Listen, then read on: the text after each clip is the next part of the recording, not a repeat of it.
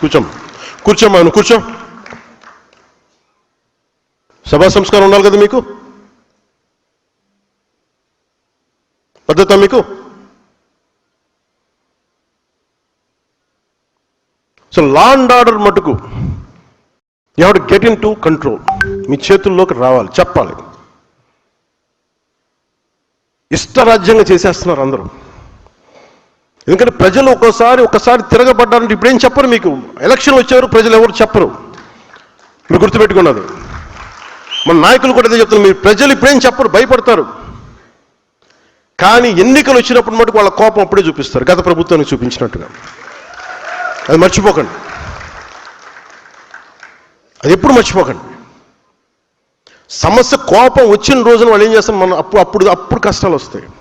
నాకు ఎందుకు భయం లేదని, నాకు ఓడిపోయినా గెలిచినా నేను ఎప్పుడు మారలా. నేను ఎప్పుడు ప్రజల కోసం పనిచేశాను, ప్రజల కోసమే పనిచేస్తాను.